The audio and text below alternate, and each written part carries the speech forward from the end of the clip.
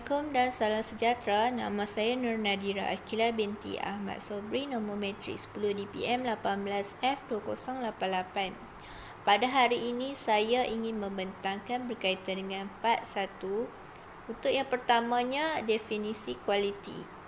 Kualiti ini adalah ciri sesuatu produk atau perkhidmatan yang bergantung kepada kemampuannya untuk memenuhi keperluan yang telah dinyatakan.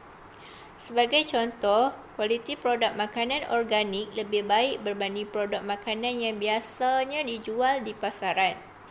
Produk yang mempunyai lebih banyak ciri dan atribut yang menguntungkan pelanggan dianggap lebih berkualiti berbanding produk yang dengan ciri dan atribut yang berkurangan.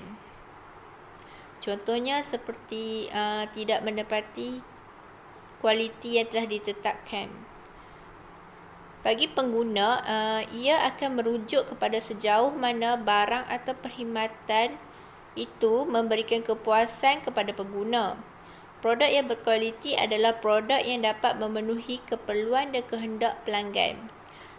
Pengeluaran berdasarkan kualiti ditentukan oleh seberapa dekatnya produk itu memenuhi spesifikasi dan standard yang telah diinginkan. Kejuruteraan pembuatan akan menetapkan spesifikasi produk. Semakin dekat produk itu mematuhi spesifikasi, kualiti produk tersebut adalah menjadi semakin baik. Seterusnya berkaitan dengan kepentingan kualiti. Yang pertama, produk dan perkhidmatan yang berkualiti akan menggambarkan imej syarikat yang baik. Sedangkan produk yang berkualiti rendah dan perkhidmatan yang tidak berkualiti akan memberi kesan yang buruk kepada syarikat di mata pelanggan. Untuk yang kedua, kualiti adalah kelebihan daya saing yang dapat digunakan oleh syarikat untuk bersaing di pasaran. Syarikat boleh menggunakan kualiti sebagai senjata untuk menarik pelanggan dan membezakan produk mereka yang berkualiti daripada produk pesaing yang berkemungkinan kurang berkualiti. Untuk kepentingan yang ketiga, syarikat yang menghasilkan produk dan perkhidmatan yang berkualiti akan dapat menguasai pasaran berbanding dengan syarikat yang menghasilkan produk dan perkhidmatan yang berkualiti rendah. Untuk yang keempat, produk berkualiti akan meningkatkan reputasi syarikat dan membolehkan mereka bersaing di pasaran global. Untuk yang terakhir, pelanggan akan menghargai harga serta kualiti produk yang telah mereka bayar oleh kerana produk atau perkhidmatan tersebut dapat memberi kepuasan kepada pelanggan tersebut.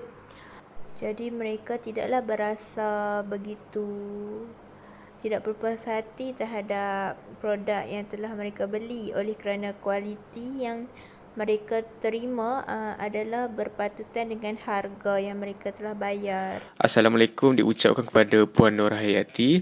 Nama saya Amirul Hazim bin Azmi, nombor kad matrik 10 DPM 18F2032. Akan mengulas mengenai dimensi kualiti untuk barang dan perkhidmatan.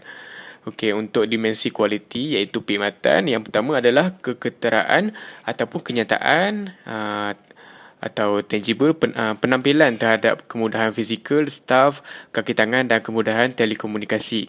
Yang kedua adalah kebolehpercayaan. Kebolehan untuk mencapai perkhidmatan yang dijanjikan secara tepat dan dipercayai. Yang ketiga adalah kebolehan untuk bertindak balas, sedia untuk menolong pelanggan dan dapat memberikan perkhidmatan yang segera. Yang keempat adalah jaminan, pengetahuan dan budi bahasa oleh pihak yang memberi perkhidmatan dan kebolehan memberi kepercayaan dan keyakinan.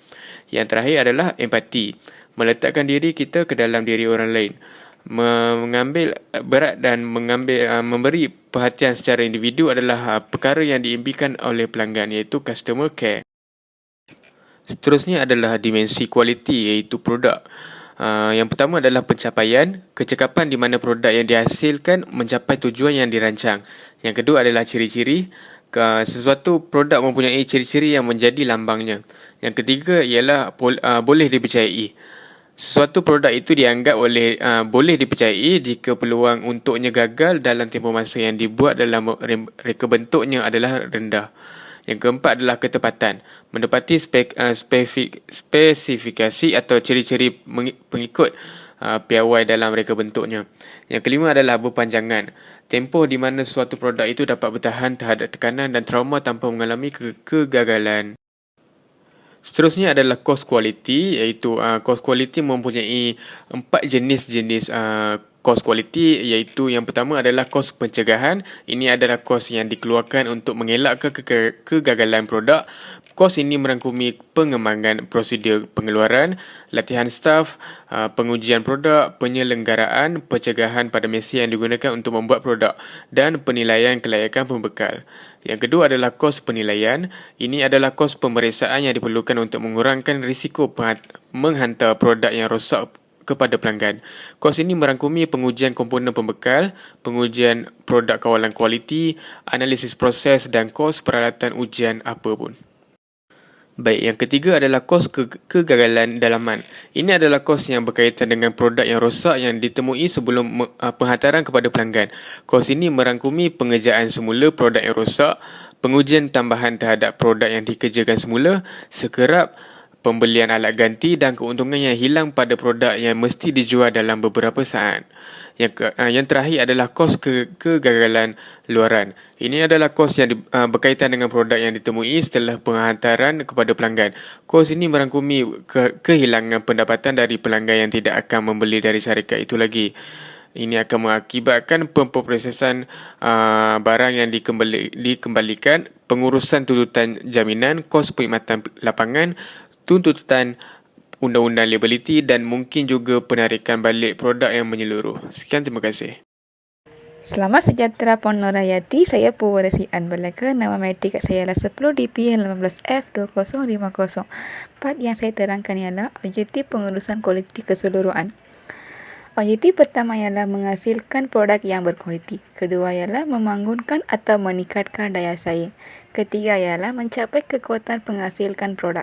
Yang terakhir adalah memberi kepuasan kepada pengguna. Itu saja daripada saya. Terima kasih. Selamat sejahtera kepada Puan Nurhayati. Nama saya Kivinashni Anna Perempuan Mohan. Nombor kad matrik saya ialah 10 DPM 18F2030. Hari ini saya nak membentangkan tentang part 2 iaitu soalan 2 dan soalan 3. Sekarang kita akan melihat kepada soalan 2. Definisi pengurusan kualiti menyeluruh ialah satu proses pengurusan yang berkualiti yang berasaskan falsafah kualiti berorientasikan pelanggan. Penambahbaikan secara berterusan, penglibatan semua orang setiap pembahagian dan proses dalam organisasi serta penyelesaian masalah secara berpasukan. Seterusnya, konsep TQM. Konsep pertama ialah menghasilkan karya berkualiti pada kali pertama. Konsep kedua, fokus kepada pelanggan. Konsep ketiga mempunyai pendekatan strategik untuk penambahbaikan. Konsep keempat pula memperbaiki secara berterusan. Konsep akhir galakan saling menghormati dan kerja berpasukan. Sekarang kita akan beralih kepada soalan 3. 7 alat asas kualiti adalah sebutan yang diberikan kepada satu set teknik grafik tetap yang dikenal pasti paling membantu dalam menyelesaikan masalah yang berkaitan dengan kualiti. Mereka disebut asas kerana sesuai untuk orang dengan sedikit artian formal dalam statistik dan kerana mereka dapat digunakan untuk menyelesaikan sebahagian besar masalah yang berkaitan dengan kualiti. Contohnya ialah gambar raja sebab dan akibat.